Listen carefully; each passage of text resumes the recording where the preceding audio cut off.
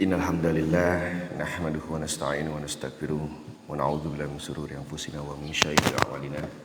May yahdihillahu fala mudilla lahu wa may yudlil fala hadiya lahu. Asyhadu an la ilaha illallah wahdahu la syarika lah wa asyhadu anna Muhammadan 'abduhu wa rasuluhu sallallahu alaihi wa ala alihi wa ashabihi wasallam. Alhamdulillah.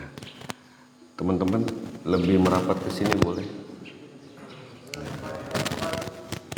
Takut kesambat kalau di samping sana.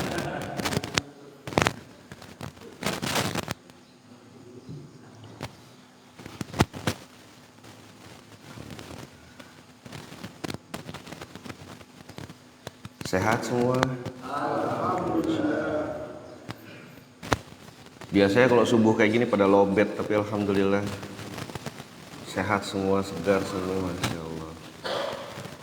Terakhir saya di Samarinda itu 2010, belum Islam. Saya Islam 2017, alhamdulillah. Memang senang sekali, kadang-kadang saya suka berpikir, walaupun saya keluar dari kampung halaman, diusir keluarga, seperti tidak punya kerabat lagi, tapi alhamdulillah Allah ganti banyak saudara, ganteng-ganteng semua, masya Allah, cantik-cantik, alhamdulillah. Mahasiswa dari mana? Mula Warman. Oh,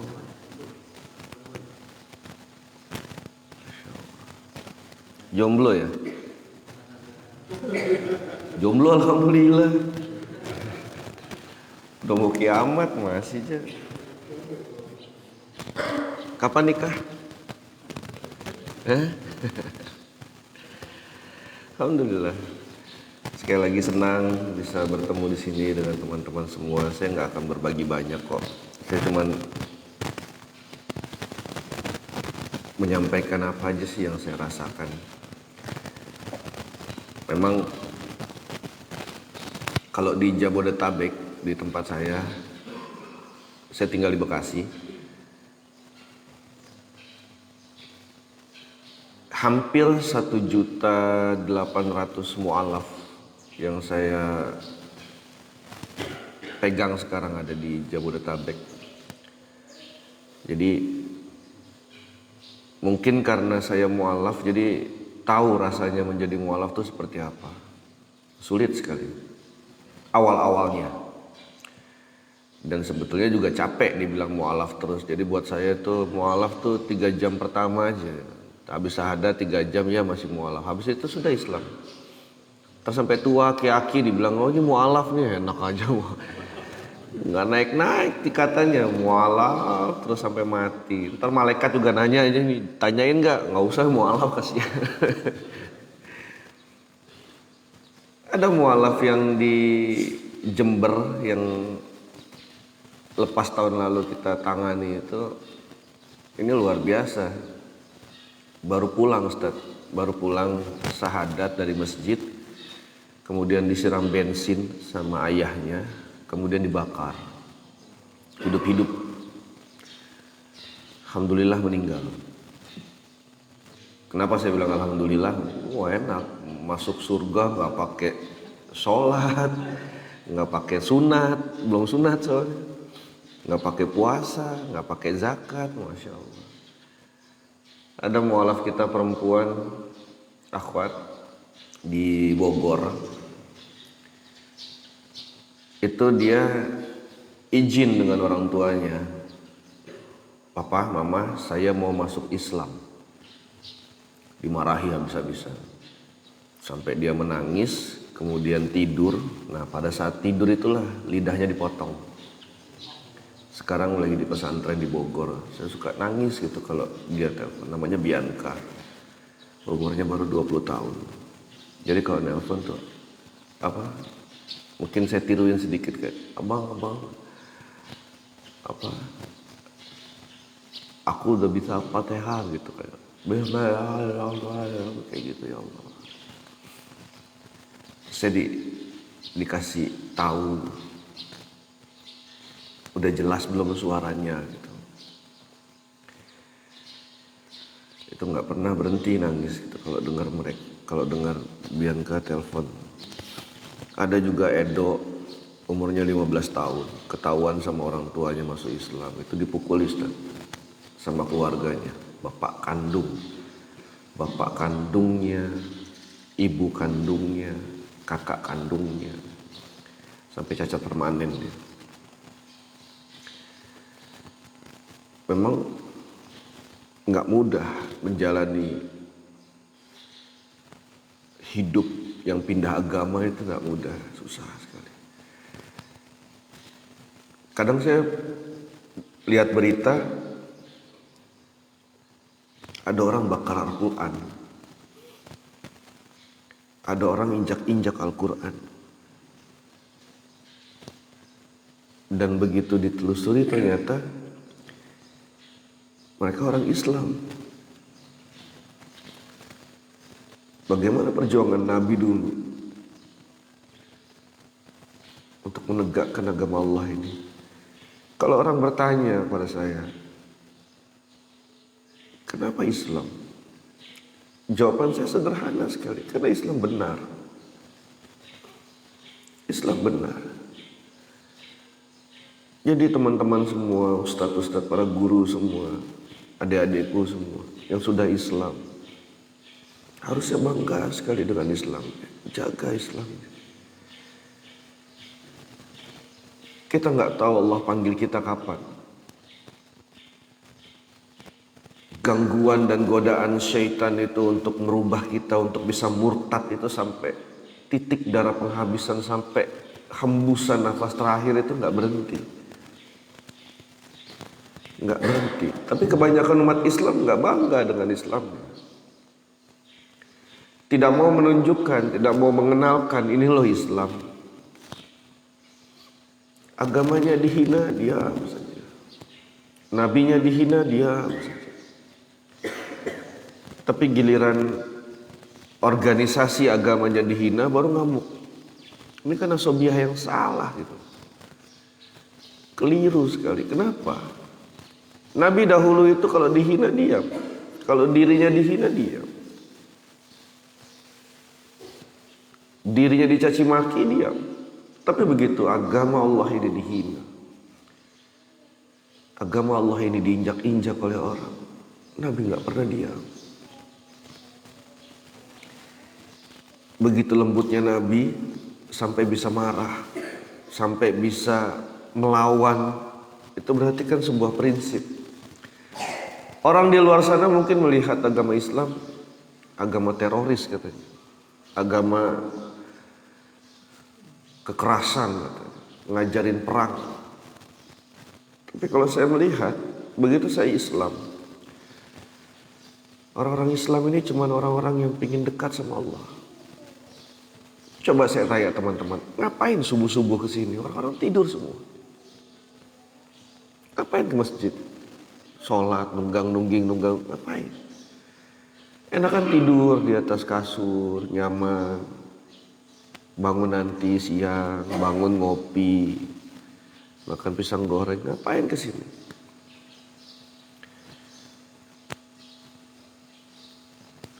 Ini yang Allah ajarkan. Untuk mulai hari kita, untuk mulai aktivitas kita, kita biasakan untuk komunikasi dulu dengan Allah. Kalau fajar kita baik, kita mulai hari kita dengan fajar yang baik, subuh yang baik, berjamaah. Allah jaga hari kita. Banyak yang bertanya, gimana sih ciri-cirinya sholat khusyuk tuh gimana sih? Tadi kita sholatnya khusyuk atau enggak? Saya jawab sederhana aja. Jika perbuatan kita di antara sholat yang satu dengan yang satu lagi, kita sanggup menghindari yang mungkar, kita sanggup menghindari maksiat, menghindari dosa, takut dosa kita lakukan, itu sholat yang khusyuk. Antara subuh sampai zuhur kita jaga lisan kita jaga pandangan kita jaga bicara kita jaga hati kita. Berarti subuh kita khusyuk tadi. Antara zuhur sampai asar kita masih jaga lisan kita, kita masih jaga pandangan kita masih jaga hati kita dari perbuatan-perbuatan yang mungkar, dari perbuatan-perbuatan maksiat di hadapan Allah. Berarti salat zuhur kita khusyuk tadi. Orang bilang sama saya, ngapain Islam? Islam susah. Betul gak? Saya nanya sama Ustadz, kita katakan punya umur 50 tahun. Kita tidak pernah tinggalkan sholat sekalipun. Puasa Ramadan luar biasa. Tahajud mantap. Sedekah banyak. Duha nggak lewat. Pasti nggak kita masuk surga, Ustaz? Pasti nggak? Belum tentu juga. Nggak tahu kita. Berapa banyak sholat kita yang khusyuk kita nggak tahu. Berapa banyak sholat kita yang betul-betul ikhlas karena Allah nggak tahu.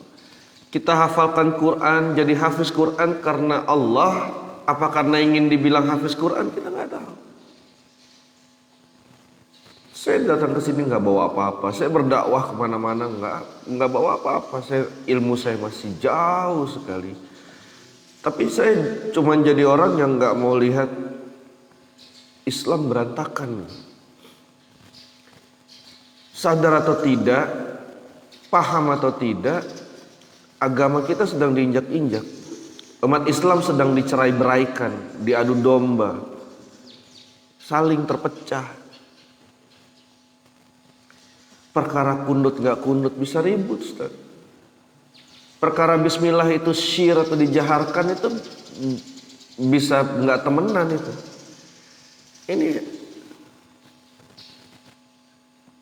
Ini hal yang nggak penting, yang tidak harus membuat umat Islam terpecah. Apalagi anak muda sekarang, masya Allah, mereka mahasiswa semua, mau menginap di pondok. Mahasiswa yang lain lebih senang liburan, ramai-ramai ke pantai, foya-foya saya sudah. Bahkan kemarin saya dapat data dari MUI Pusat, Majelis Ulama Indonesia. Bayangkan Ustaz, 85% mahasiswa baru yang masuk perkuliahan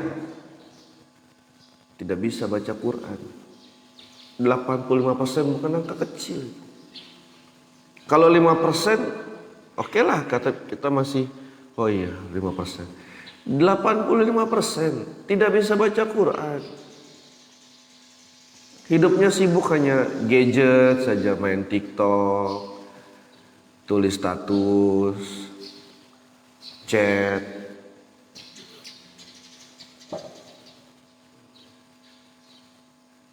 Bagaimana mau jihad di agamanya Allah ini?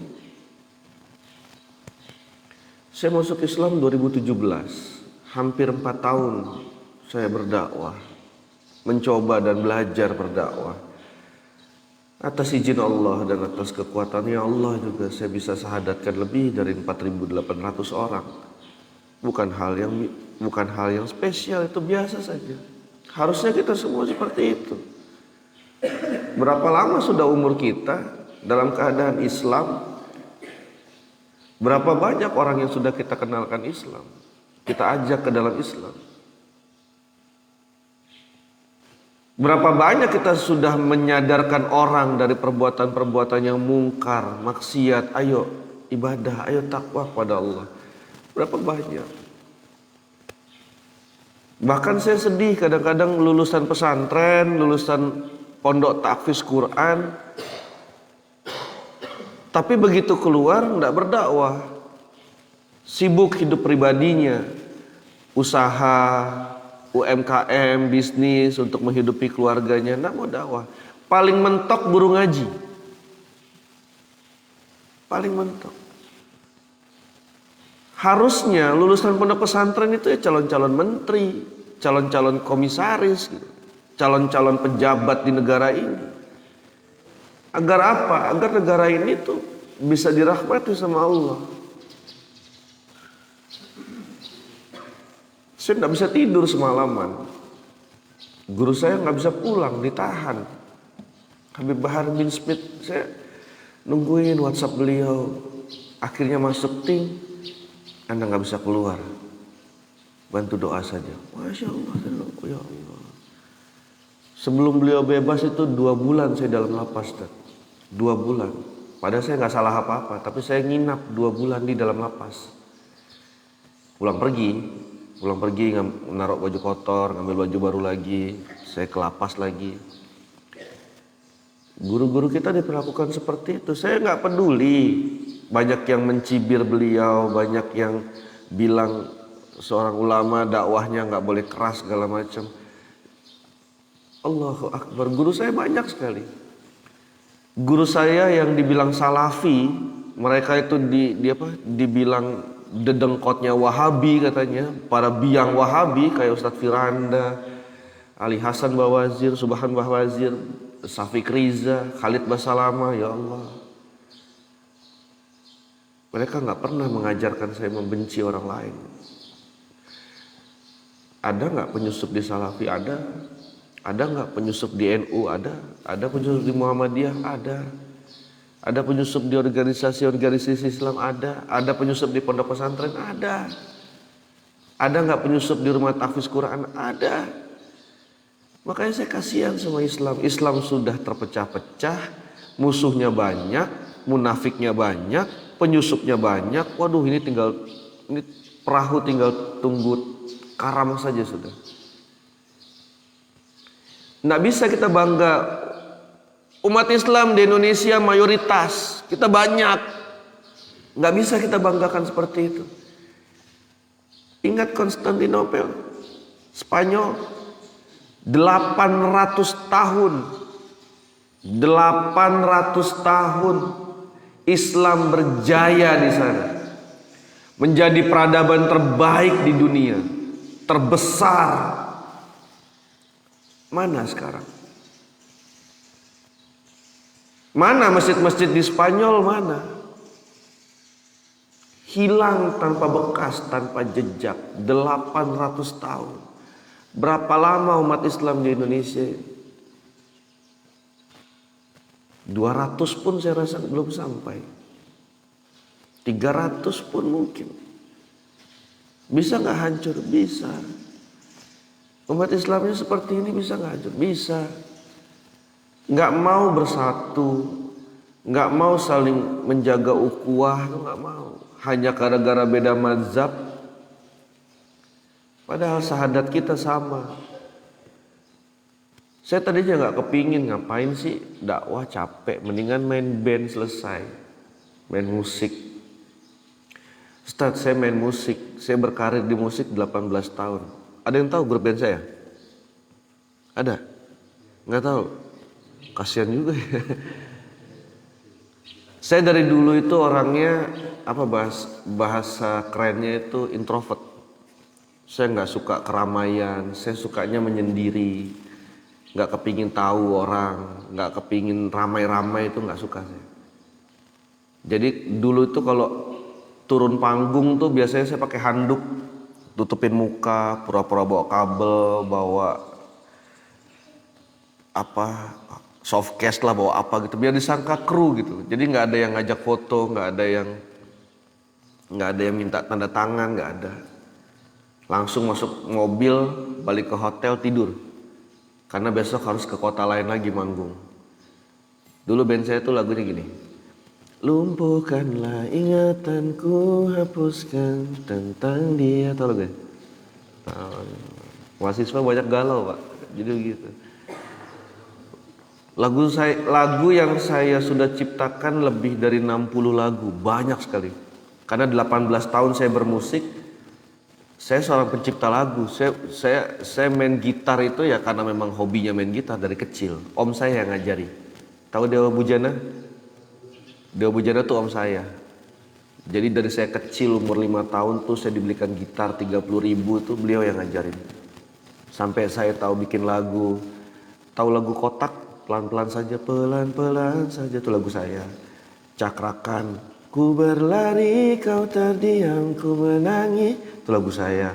Agnes Monica, teruskanlah, teruskanlah, itu lagu saya. The Massive, jangan menyerah, itu lagu saya. Apa lagi ya? Wah, banyak pusing sampai lupa kadang-kadang. Rio Febrian, Jenuh, Semi Sumurangkir, Chris Patih. Banyak sekali, makanya saya punya tetangga seorang ustadz yang sekaligus guru yang mengajarkan saya hafalan Quran. Alhamdulillah atas bimbingan dia, saya sudah sampai juz 12, walaupun masih ngulang-ngulang lagi. Beliau Ustadz Adi Hidayat. Saya selisih 2 rumah dengan beliau. Saya blok F9 nomor 8, beliau blok F9 nomor 11. Allah turunkan saya di Bekasi tuh. Wah, ngapain ya di Bekasi? Bekasi panas, Ustaz. Wallahi panas. Silakan cek Google ya. Google wilayah terpanas di Indonesia. Bekasi nomor 2 setelah Surabaya kalau nggak salah. Itu saking panasnya itu kalau kita naik ojek itu ke neraka 5.000. Deket. Bang, ke neraka bang, iya goceng 5.000. Deket kan. Panas banget di Bekasi itu. Saya sama istri bilang, ngapain kita di Bekasi ya? Nggak apa-apa lah, sini nggak terlalu ruwet kayak di Bekasi, kayak di Jakarta, tapi nggak terlalu jauh juga dari Jakarta gitu mikirnya. Ya udah, saya cuma mikir waktu itu cari rumah yang dekat-dekat masjid lah. Jadi ada rumah itu benar-benar cuma 50 meter saja masjid. Saya buka pagar, jalan kurang lebih 10-15 langkah sudah masuk masjid, pekarangan masjid. Wah, ini aja rumah. Nggak tahu kalau di situ ada rumah Ustadz Adi Hidayat apa, nggak tahu sama sekali. Begitu tahu, waduh, pegel Pak dia Pak. Pegel ngelayanin saya, bertanya gitu. Kenapa? Saya tuh kalau malam itu misalnya saya nggak kemana-mana, saya belajar tuh ada buku apa, saya belajar kitab ini bener nggak ini. Itu saya nulis pertanyaan tuh banyak sekali. Saya tunggu sampai malam itu jam 11, jam 12 di depan rumah beliau. Tunggu lewat mobil putihnya datang, udah berdiri saya. Beliau udah lihat, nanya apa lagi banyak. Karena apa? Mualaf itu pertanyaannya banyak dan ajaib semua pertanyaannya. Ada mualaf nanya, bang, kalau misalnya Anda tinggal di bulan, kiblatnya kemana? Puyeng nggak? Ngente ngapain tinggal di bulan? Nggak ada Indomart, nggak ada Alfa, ngapain? Ada aja pertanyaannya. Bahkan mereka yang ateis, Ustaz, ateis, termasuk istri saya kan agnostik tadinya. Dia tidak percaya agama manapun. Percaya Tuhan, tahu ada Tuhan, tapi dia nggak ikut agama manapun. Itu istri saya dulu agnostik. Tapi kalau ateis, dia nggak percaya Tuhan sama sekali. Jadi dulu saya belajar sampai saya di India, saya sekolah tinggi agama Hindu karena kakek saya seorang pendeta. Keluarga saya juga banyak anggota Parisada Hindu Dharma. Parisada Hindu Dharma tuh MUI, kayak MUI-nya agama Hindu. Saya belajar Weda, saya belajar terus tentang Weda. Saking banyaknya saya belajar tentang kitab, disitulah saya menemukan Islam. Saya menemukan tentang Rasulullah SAW. Mau tahu nggak, Habib Bahar ditahan semalam, jam 2 ya kurang lebih. Itu pasal yang dikenain apa? Ada yang tahu nggak? Berita bohong. Berita bohong. Pasal yang sama yang dikenakan ke Habib Rizik. Dan itu juga pasal yang sama yang dikenakan ke saya karena saya DPO Polda Metro sampai sekarang. Bisa jalan-jalan tapi saya nggak takut Pak. Nggak takut ditahan. Pernah walaupun nggak lama, 2 hari gitu di dalam sel. Enggak takut. Saya cuma bilang, kenapa harus takut kalau benar? Justru yang harus takut itu adalah tahu benar tapi tidak mau ngomong. Tahu benar tapi nggak melakukan apa-apa, diam saja. Umat Islam saat ini yang begitu, diam, pasrah, diam. Al-Qurannya diinjak-injak, diam. Nabinya dihina, diam. agamanya dicaci maki, dihina orang banyak, diam. Anak-anak generasi umat Islam, generasi muda umat Islam diracunin liberal. Mereka berkerudung, bahkan bercadar. Mereka pakai gamis, tetap sholat di masjid yang sama. Tapi lisannya bilang apa? Semua agama sama. Itu sudah dangkal akidahnya. Tinggal tunggu saja itu. Tinggal tunggu saja. Berapa banyak yang sudah hancur. Dan saya nggak heran, tadinya saya kaget, Ustaz, benar-benar kaget. Ada LCMA, lulusan Kairo Mesir, murtad. Itu gimana ceritanya? 1-2, enggak, banyak. Bang Iwan punya datanya tuh, banyak. Ustazah murtad ada nggak? Ada. Sarjana agama ada nggak murtad? Ada. Bukan orang bodoh, orang kampung dikasih Indomie sedus terus pindah agama, bukan. Cendekiawan, akademisi, dia belajar tentang Islam sampai perguruan tinggi, masih bisa murtad. Saya dekat dengan sekjennya Jati. Jati itu Jalinan Alumni Timur Tengah, karena pembinanya itu Ustadz Adi Hidayat sama Ustadz Abdul Somad. Jadi guru-guru kita yang lulusan Timur Tengah itu biasanya masuk di Jati itu, Jalinan Alumni Timur Tengah. Saya tanya, Ustadz, ini namanya betul nggak lulusan Kairo? Betul.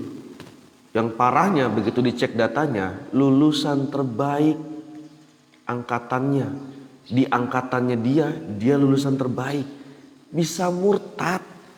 Ya Allah. Gimana ceritanya? Saya nggak habis pikir. Tapi lama-lama saya tahu ini bukan cuman bohong, ternyata benar keadaannya kayak gitu. Ada saudara-saudara kita yang terserang LGBT, ada. Nih hari ini insya Allah ya Bang Iwan, kita nangani kasusnya. Istri orang dibawa lari, kirain dibawa lari sama laki-laki, enggak, dibawa lari sama perempuan. Gimana cerita? Allahu Akbar. Banyak yang gak masuk akal. Tapi saya belajar bukan di pesantren malah. Saya santri juga Ustaz, online. Saya di Dalwa, Darul Lugha wa Dakwah, cabang yang Condet, cabang Bangil jauh soalnya.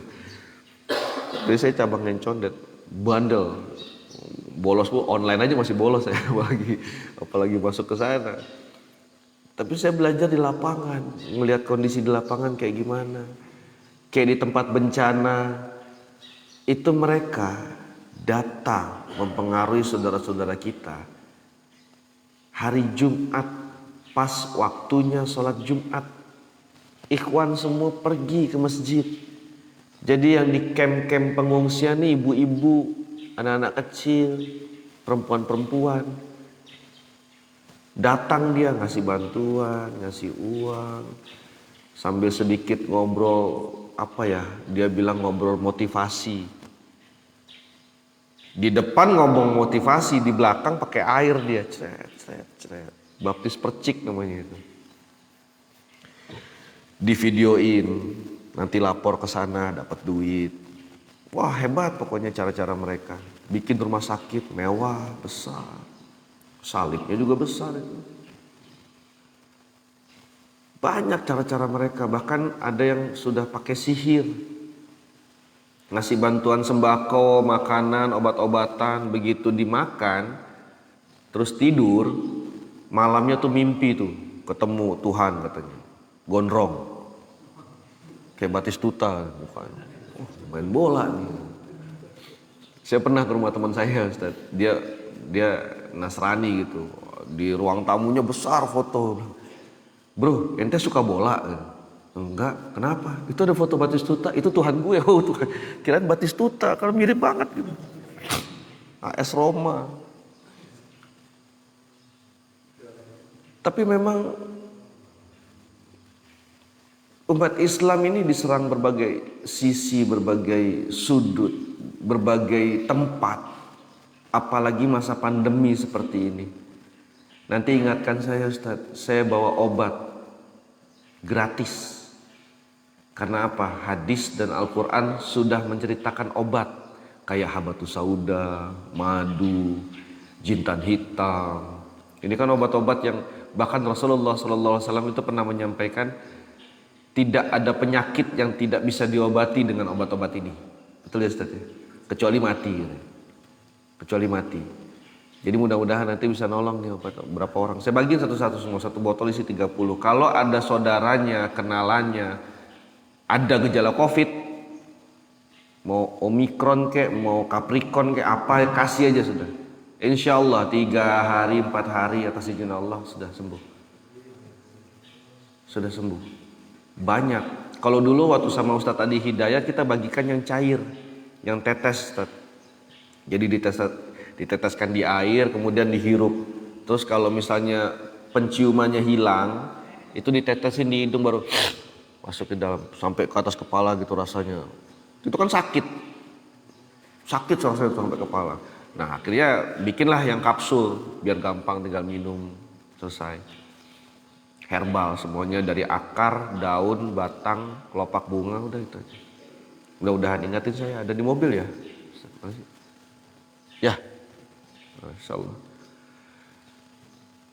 Apalagi ya? Sesi tanya jawab kali ya, biar nggak lobet. Udah jomblo, lobet, ya Allah. Ada yang mau nanya? Akhwat ada yang nanya silakan. Fadhal. Gimana kalau kita bawakan ke non-muslim? Tantangannya seperti apa gitu? Misalkan ada di keluarganya besar. Ini teman kita gitu, non-muslim. Nah, dia juga takut sama keluarganya gitu juga. Ya. Atau mungkin kita yang di muslim malah. Iya. Gimana? Tantangan pertama dakwah ke non muslim itu ditampar, Pak. Paling ringan itu. Kalau mereka ramai digebukin gitu. Tapi saya bukan nakut-nakutin, bisa kayak gitu.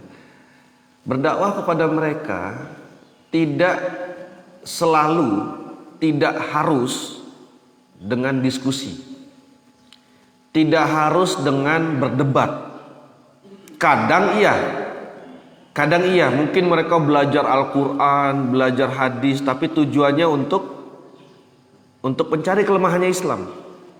Nah, orang-orang yang seperti ini biasanya lewat ini diskusi. Saya nggak berani bilang debat, diskusi lah. Dia nanya soal, oh ini hadisnya kok begini, oh ini kok bertentangan sama, nanti cara-cara itu dipakai. Nah kita juga harus berilmu untuk menjawab itu semua. Itu pertama tantangannya. Jadi berilmu dulu. Jadi tahu bagaimana menjawab pertanyaan mereka. Setelah itu, kalau misalnya ada mereka yang non muslim, terus kita sudah dakwahi dia, katakanlah sudah didakwahi dia, tapi takut sama keluarganya, betul? Takut dimarahin atau takut apa gitu, pokoknya takut sama keluarga besarnya, takut. Biasanya yang saya lakukan adalah menanamkan iman sampai dia yakin sekali. Ingat, dalam Islam itu la ikraha fiddin, tidak ada paksaan dalam Islam. Kita sampaikan kepada mereka, saya selalu bilang, ini non muslim nih, ini non muslim, belum Islam, belum syahadat, tapi suka datang ke rumah saya nanya begini, nanya begitu, saya jawab. Tapi saya nggak pernah paksa dia syahadat, nggak pernah. Saya bilang gini, kamu harus belajar, harus cari tahu sampai hati kamu sendiri yang yakin. Kalau hati sudah yakin ya, kalau hati sudah yakin, biasanya berani. Sama kayak laki-laki sudah yakin ini wanita pilihan saya, walaupun keluarga melawan, berani Pak. Itu yang senyum itu pelakunya itu. Iya pasti berani. Kalau dia sudah yakin berani. Kalau masih setengah-setengah, apalagi ada yang Bang, saya punya calon tapi masih kafir. Insya Allah dia mau masuk Islam kalau menikah sama saya. Saya bilang stop, tar dulu. Enak aja. main masuk, assalamualaikum, langsung duduk, langsung tiduran, nggak bisa. Saya bilang, oke, suruh calon kamu belajar dulu. Atau paling tidak ketemu saya atau beberapa rekan yang memang aktivis. Supaya apa? Supaya bisa meyakinkan hatinya. Teguh gitu loh, punya iman yang teguh dulu. Punya keyakinan dalam hati dulu. Baru terima dia mau menikah kah, mau syahadat dulu kah, mau itu. Dan terakhir yang paling penting, berdakwah kepada mereka yang belum muslim adalah dengan adab dan akhlak. Karena mayoritas mereka yang masuk Islam itu dari hal-hal sepele. Ada yang masuk Islam gara-gara dengar azan, ada. Azannya indah sekali, bagus sekali. Allahu Akbar, Allah. Enaknya sore dengar, adem, tenang. Masuk Islam. Ada yang masuk Islam gara-gara melihat temannya sholat, sebelum masuk masjid wudu.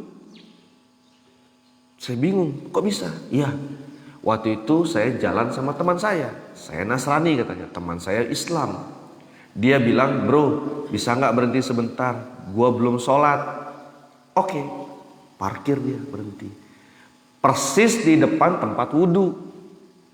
Temannya turun, terus wudu, dia liatin dari dalam mobil.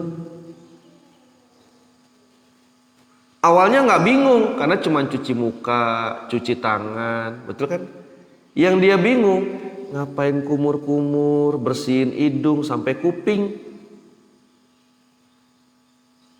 Kumur sampai 3 kali, emang ngapain dalam masjid, gigit karpet? Kan enggak. Dia bingung, kok sampai segitu bersihnya ya umat Islam mau masuk ke masjidnya. Masuk Islam, Ustaz. Cuman gara-gara itu. Ada bahkan yang masuk Islam cuman gara-gara disenyumin. Ada ini kan aneh ya. Jadi dia punya tetangga baru, dia tuh oma-oma umur 68 apa. Pokoknya hampir 70 umurnya. Tetangga sebelahnya suami istri pengantin baru. Suaminya pergi terus berdagang baju-baju muslim. Istrinya bercadar. Wah, panik dia. Sebelah rumah saya teroris, Jamaah Islamiyah, wah, Al-Qaeda, apa pokoknya udah takut sekali. Setiap pagi oma ini ke pasar belanja, beli sayur untuk dia masak, kadang-kadang beli kue-kue kering, kue basah buat mereka cemilan jajan. Dan tetangganya itu selalu di depan sedang nyapu, negor. Pagi oma, gimana oma? Sehat? Dari mana? Beli sayur di mana? Setiap pagi ditegur, walaupun dia jawab dengan jutek. Sana. Kita ditanya, belanja di mana? Di sana. Jutek. Tapi lama-lama dia baru sadar. Setiap hari yang menegur dia, beramah tamah dengan dia, justru tetangganya yang cadar ini.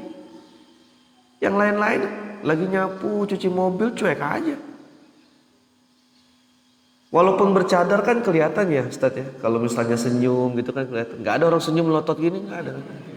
Kelihatan kan berkerut sini senyum walaupun ditutup cadar. Suatu hari diberanikan diri datang ke rumahnya. Permisi, Oma apa kabar? Masuk Oma, silakan. Aduh maaf Oma, berantakan. Ngobrol, kenapa sih kamu bercadar? Sampai di dalam rumah dia buka cadarnya. Loh, boleh dibuka? Boleh, kan kita sama-sama perempuan dari dalam rumah. Saya buka, kita ngobrol ngobrol santai. Oma mau apa? Mau teh, kopi. Masuk Islam Pak, hanya gara-gara itu Pak. Saya juga pernah didatangi pendeta, bukan orang biasa, pendeta sukunya Batak. Datangi saya, maki-maki, kamu dewa ya? Ya, yang video kamu viral itu, mualaf. Ya Pak, ada apa? Agama kamu agama kebencian, agama teroris, agama perang. Nabi kamu tuh pedofil, nikahin anak kecil. hypersex, semua sebutin semua. Tapi saya dengarkan. Sudah selesai ngomong baru saya tanya, boleh gantian saya yang tanya? Silakan. Bapak mau teh apa kopi? Dia diam. Saya baru saja menghina agamamu, saya baru saja mencaci maki nabimu, kenapa kau tawarkan saya minum? Nggak enak Pak ngobrol, nggak ada kopi, saya bilang. Wallahi saya nggak pakai dalil apa-apa Ustaz. Saya nggak pakai dalil apapun. Besoknya dia syahadat. Langsung saya ungsikan ke Medan. Saya minta tolong, minta surat rekomendasi dari Muhammadiyah untuk beliau bisa ke Muhammadiyah di Medan. Karena apa? Jamaahnya ngejar, mau bunuh. Dia bilang apa? Kerasukan setan. Sampai meninggalkan gereja, meninggalkan apa? Kristen katanya. Daripada dia kenapa-napa di sini, ya sudah, ungsikan ke Medan, pulang ke kampungnya. Tapi saya titipkan di MUI di Muhammadiyah. Itu mereka mengenal Islam tuh dengan cara-cara kayak gitu. Jadi ingat ya, waktu kita semua tahu ya cerita kisahnya Rasulullah SAW yang setiap sore menyuapi seorang buta Yahudi, tahu? Nggak pernah diceramahin, nggak pernah kan? Nggak pernah Nabi nyuapin tuh kalau Allah Ta'ala. Nggak ada, nyuapin aja. Bahkan pada saat disuapin dicaci maki, Muhammad pendusta, Muhammad sebenar-benarnya sihir, Muhammad pembohong, dia nabi palsu, dihina terus. Makin dihina makin lembut suapannya. Kalau abang digituin udah piring itu pak gitu sudah. Nabi tidak, suapi lembut. Bahkan besoknya datang lagi, tetap dihina, tetap dicaci maki, tetap dikatain, besoknya datang lagi. Sampai ajal menjemput Rasulullah SAW. Digantikan oleh sahabat Abu Bakar radhiyallahu anhu. Seorang buta Yahudi ini tahu, kau bukan orang yang biasa menyuapiku. Orang yang biasa menyuapiku lembut sekali. Aku tak perlu bersusah payah mengunyah makanannya karena memang sudah dilembutkan. Siapa engkau? Aku bukan dia, tapi aku sahabatnya. Lantas mana saudaraku itu yang biasa menyuapiku? Dia sudah meninggal. Aku belum sempat mengetahui namanya. Siapa namanya? Namanya Muhammad. Begitu cintanya pada umat. Rasulullah SAW menangis melihat iring-iringan jenazah Yahudi. Sahabat bertanya, ya Rasulullah, kenapa kau menangis? Dia Yahudi. Justru karena dia Yahudi aku menangis. Aku belum sempat mendakwahinya. Itu Nabi, itu pemimpin. Tidak pernah minta dilayani, tapi melayani umatnya. Itu pemimpin. Kita ketemu sekarang tidak. Yang beliau bengkak kakinya, bengkak keningnya, lecet hanya untuk mendoakan umatnya. Bahkan di akhir hembusan nafasnya masih bertanya, umati, umatku. Dan beliau menunggu kita nanti. Tapi kita yang ditunggu beliau bersalawat saja malas. Banyak dosanya, nggak mau dikikis dosanya, terus ditumpuk dosanya. Tapi kalau mati pinginnya masuk, Masya Allah, luar biasa.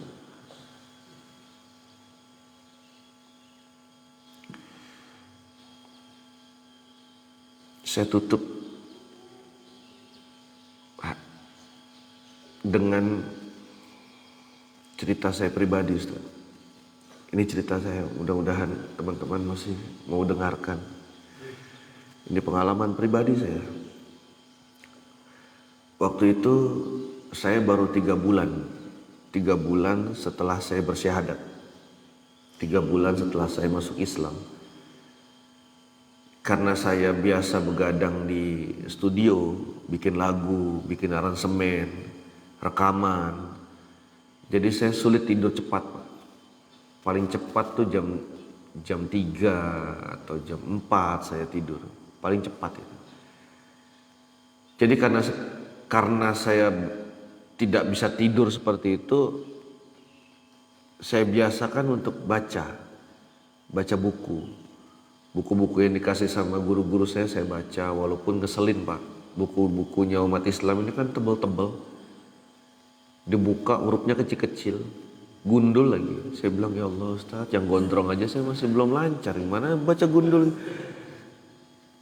Belajar katanya. Udah, saya belajar, baca lagi, saya tulis, saya hafalkan. Oh ya, ilmu ini, oh ini apa, tentang muamalah, oh ini tentang hukum-hukum apa, oh ini hukum fikih apa. Saya belajar kayak gitu. Lagi baca-baca buku seperti itu, istri saya keluar dari kamar. Kebetulan waktu itu istri saya sedang hamil tua anak saya yang kedua. Dia keluar, "Pak, perut aku sakit." Kebetulan sehari sebelumnya saya sama istri itu sudah periksa ke dokter, dan dokter bilang kurang lebih 2-3 minggu lagi baru lahiran. 2 atau sampai 3 minggu lagi baru istri saya melahirkan. Jadi saya bilang, mungkin itu masuk angin mah, mungkin kamu sakit perut biasa.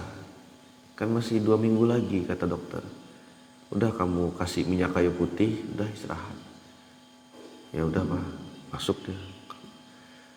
Gak terasa azan subuh, saya pamit izin ke masjid, sholat subuh. Begitu pulang, istri saya sudah menangis istri saya. Bilang, kenapa mah?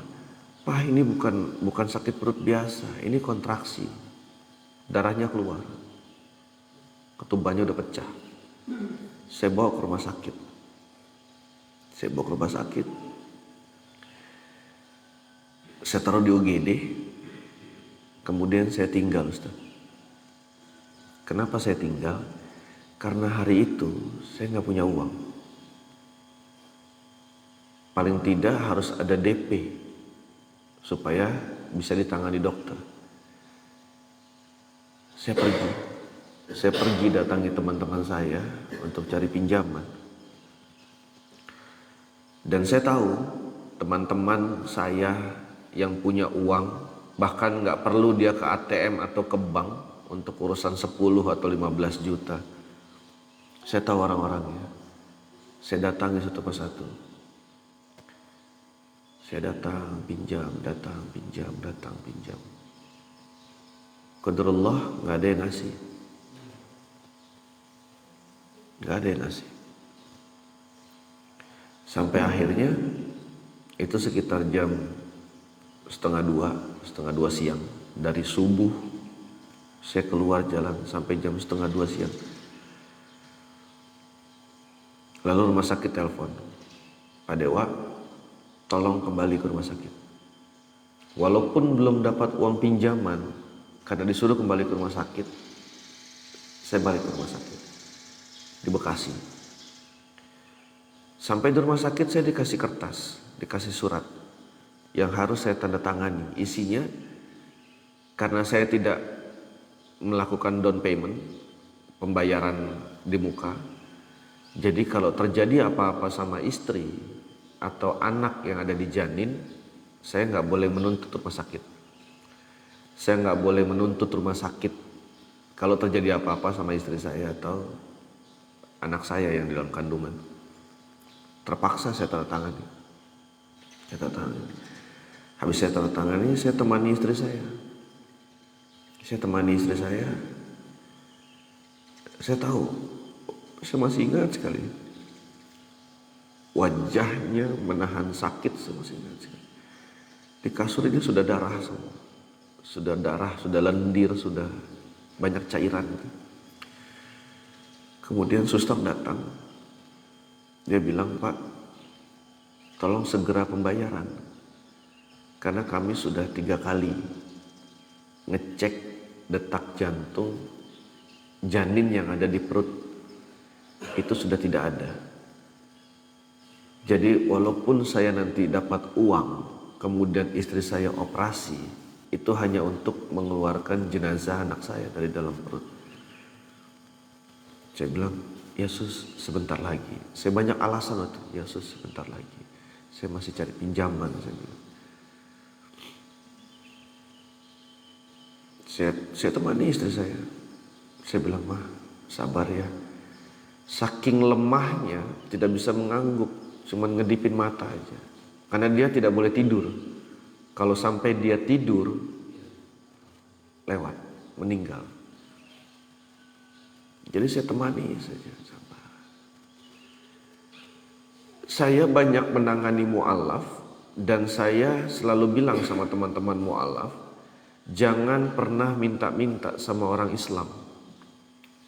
Jangan pernah ngemis minta bantuan sama orang Islam, saya bilang. Kalau punya masalah, punya kesulitan, ngobrol aja sama kita, sama teman-teman mu'alaf, sesama mu'alaf. Handphone saya tuh nggak pernah berhenti WhatsApp, bang, nggak ada uang beli susu, bang, nggak ada beras, bang, listrik mati, token listriknya habis, macam-macam. Keluar saya terus 100.000, 50.000, 150. Kali sekian banyak, nggak apa-apa. Saya senang kalau ada saya kasih, nggak ada saya cari. Yang penting saya bisa bantu. Mualaf-mualaf yang akhwat juga kalau mau lahiran, dia telepon saya. Kadang saya mikir ini yang hamilin siapa, yang ditelepon saya. Dari rumah saya cuma doa satu, Ustaz, ya Allah, normal ya Allah, normal ya Allah. Soalnya kalau sesar, gempor Pak, di Jakarta sesar itu bisa 5 juta, 6 juta. Kalau normal di bidan atau di rumah sakit daerah atau klinik itu ya paling 800.000 atau 1.200.000 gitu. Tapi sekian banyak, ya akhirnya banyak pengeluaran. Jadi saya ajarkan teman-teman mu'alaf itu untuk tidak minta-minta atau ngemis ke masjid, ngaku-ngaku mu'alaf, ke ustadz, kemana gitu, nggak usah. Ngobrol aja sama kita, sama-sama mu'alaf. Kalau kita bisa bantu, bantu. Nggak bisa kita urungan, patungan. Kalau nggak bisa juga kita cari sana sini. Karena saya mengajarkan seperti itu, otomatis saya juga harus melakukannya. Saya sedang ada masalah, saya tidak punya uang, istri saya mau lahiran. Saya nggak mau minta, nggak mau ngemis. Tapi saya WhatsApp guru saya WhatsApp salah satu guru saya. Itu Ustadz Khalid Basalamah. Saya bilang gini, Assalamualaikum Ustadz, afwan, tolong dong saya minta doa atau amalan untuk bisa saya keluar dari masalah saya dan saya punya solusi untuk masalah yang sedang saya hadapi. Saya bilangnya gitu, saya minta doa, saya minta amalan, bacaan supaya saya bisa keluar dari masalah yang sedang saya hadapi ini. Jawaban beliau pendek, tapi itu tamparan buat saya. Beliau jawab ini, wa ma khalaqtul jinna wa insa illa liya'budun. Allah tidak pernah ciptakan manusia untuk cari solusi. Allah tidak pernah ciptakan manusia untuk cari jalan keluar. Allah ciptakan jin dan manusia hanya untuk, ada kata hanya loh, hanya untuk. Jadi kalau kamu punya masalah, kamu punya kesulitan, tolong cek ibadah kamu. Saya kaget digituin. Karena apa? Yang biasanya saya duha, hari itu saya tinggalkan duha karena saya cari pinjaman. Yang biasanya saya berusaha sholat tepat waktu, ini sudah mau jam 2 lewat, saya belum zuhur. Ya Allah, akhirnya saya cari musola kecil di belakang rumah sakit. Saya sholat zuhur sambil nunggu azan asar. Sudah azan asar, saya sholat asar. Setelah sholat asar, saya berdoa sama Allah. Saya cuma bilang gini, ya Allah, selamatkan anak saya, selamatkan istri saya. Saya cuma doa itu, dan itu saya ulang-ulang. Saya nggak tahu berapa kali saya ulang-ulang. selamatkan anak saya, selamatkan istri saya, selamatkan anak saya, ya Allah, selamatkan istri saya, selamatkan. Itu aja. Saya nggak baca apa-apa. Saya baru 3 bulan masuk Islam. Saya nggak tahu doa, baca Arab apa, nggak tahu. Saya cuma doa itu aja. Sampai akhirnya jam 4 kurang lebih, jam 4 lewat. Saya balik ke ruangan istri saya temani lagi istri saya. Saya temani, saya pegang tangannya, saya masih ingat sekali wajah dia menahan sakit. Saya masih ingat sekali dia. Cuman meringis, itu aja suaranya. Sampai akhirnya saya dipanggil suster. Pak, ada tamu katanya. Hah? Ada tamu. Ya. Begitu saya keluar, temuin tamu itu, ternyata teman saya, seorang mualaf Chinese, dan dia produser musik. Dia bilang, tadi gue ke rumah, ketok-ketok nggak ada yang keluar. Tetangga yang keluar, cari siapa Pak? Pak Dewanya ada, Pak Dewa di rumah sakit, istrinya lagi lahiran. Makanya dia datang ke rumah sakit cari saya. Saya bilang, oh, mana istrinya? Nah, ada dalam. Udah lahir? Belum. Kenapa? Gak ada uang. Wallahi Ustaz, itu tidak ada 2 menit. Dia lunasi semua pembayarannya, bukan DP saja. Dia lunasi sampai biaya-biaya obat apa segala macam, infus semua. Dia lunasi, lebih dari 8 juta dia lunasi. Karena operasi istri saya. Saya bingung. Ada duit? Ada. Baru dapat rezeki tadi. Makanya segitu mah gampang. Masih banyak tenang. Udah pakai dulu. Dia bayar. Gesek. Debit card itu udah selesai bayar. 2 jam kemudian istri saya operasi. Anak saya menangis keras sekali. Hidup. Sekarang sudah mau 4 tahun umurnya. Perempuan. Sama bawelnya kayak mamahnya. Sama persis. Sampai saya bilang, ya Allah, perasaan saya baru berdoa tadi deh. Kalau Allah kabulkan gitu. Datengin, bukan saya nyari. Padahal saya dari pagi itu nyari pinjaman. Allah datengin. Allah anterin. Salahnya kita umat Islam itu, kita kadang nunggu sampai pusing, sampai puyeng duluan. Masalah udah banyak, udah mentok, baru cari Allah. Baru minta sama Allah, ya Allah tolong, ya Allah tolong. Untung Allah kita gak baperan gitu, gak nanya kemana aja ente kemarin-kemarin.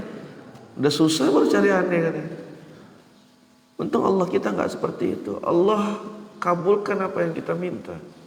Tidak kita minta saja Allah kasih. Belum pernah ada orang yang bangun tidur, ya Allah limpahkan oksigen hari ini untukku ya Allah. Semoga aku ada air buat mandi, gosok gigi, bikin kopi ya Allah. Gak pernah. Dikasih gak sama Allah? Ya Allah buatlah jantungku berdetak agar peredaran darah di pembuluh-pembuluhku bisa menyebar dengan rata. Gak ada doa seperti itu. Dikasih gak sama Allah? Dikasih. Kita tidak minta saja dikasih oleh Allah. Apalagi kita minta. Masalahnya kita gak pernah mau minta sama Allah. Kita orang-orang yang gak yakin sama Allah. Teman saya biasa sholat bareng, habis sholat pergi, habis sholat pergi, habis sholat pergi. Saya bingung, saya tanya, bro, ente habis sholat gak zikir dulu? Doa? Bang, yang kemarin aja belum dikabulin katanya.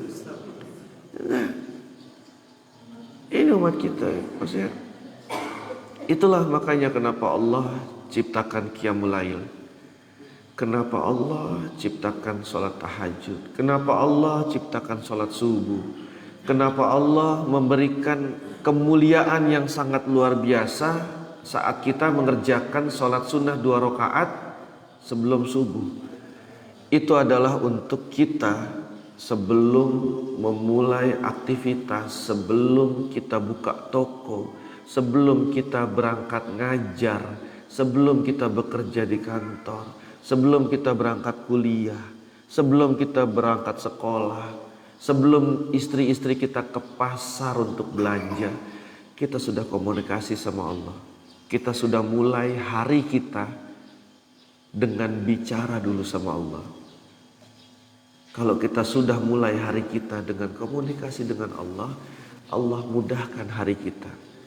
Allah mudahkan semua rezeki kita. Allah limpahkan banyak keberkahan untuk hidup kita. Dan terakhir, teman-teman, biasakan sedekah setelah sholat subuh. Makanya kalau ke masjid jangan pakai kaos oblong sama sarung doang, itu nggak ada kantongnya. Pakai celana, pakai baju koko yang ada kantongnya supaya bisa nyimpen dompet, nyimpen duit untuk masukin kotak. Itu bukan pajangan kan? Bukan itu masukin. Malaikat nanti lihat teman-teman, oh dia bersedekah. Semoga sedekahnya menjadi rezeki yang berlimpah untuk hari ini. Didoakan kita. Justru orang-orang yang tidak mau bersedekah di pagi hari, malaikat mendoakan yang buruk. Semoga rezekinya seret, nggak lancar. Semoga dipersulit rezekinya sama Allah. Masukin. Saya suka bilang sedekah toilet, Ustaz. 2.000 atau 5.000, tapi setiap hari, setiap habis subuh, rutin, insya Allah jodoh pasti datang. Yang aminnya kenceng banget. Insya Allah, insya Allah. Mungkin itu aja yang bisa saya sampaikan. Terima kasih sudah mendengarkan. Terima kasih sudah mau duduk menunggu dan mendengarkan apa yang saya sampaikan. Kalau ada kekurangan atau kesalahan, saya minta maaf. Saya masih terus belajar. Adalah betul-betul saya sedang banyak belajar. Saya nggak akan berhenti belajar. Mudah-mudahan apa yang saya sampaikan bisa ada manfaatnya. Kalau ada kelebihan, nggak apa-apa, bawa pulang aja, nggak usah dibalikin. Mudah-mudahan bisa ketemu. Kalau tadi saya baru satu pertanyaan. Kalau misalnya ada pertanyaan lain, japri aja ke WhatsApp atau ke Instagram saya boleh. Dewa Putu Adi. Adinya tuh ADHI. Dewa Putu Adi. Nyambung. Nanti ada foto orang kayak Tengku Wisnu. Nah itu akun saya. Nggak percaya gitu. Nanti saya jawab kok. Insya Allah setiap saya pulang sampai rumah tuh sebelum saya istirahat atau tidur, saya biasa itu jawabin komen di YouTube, jawabin di Instagram, Facebook, WhatsApp sebagainya. Insya Allah. Mudah-mudahan bisa bertemu lagi karena waktu saya di Samarinda juga tidak lama. Kita pulang kapan bang? Besok doakan supaya selamat sampai tujuan. Karena kemarin berangkat waktu dari Jakarta ke Balikpapan itu pesawatnya, waduh ampun deh, kayaknya shock breakernya rusak kayaknya, gitu terus. Pramugarinya bolak-balik ngomong, maaf kita dalam keadaan cuaca buruk, pakai kabuk pengaman. Cuaca buruk apa bannya kempes nggak tahu saya. Terima kasih Ustadz, terima kasih teman-teman semua. Mudah-mudahan kita bisa bertemu lagi insyaallah. Subhanaka wa bihamdihi asyhadu an la ilaha illa anta astaghfiruka wa atubu ilaik. Assalamualaikum warahmatullahi wabarakatuh.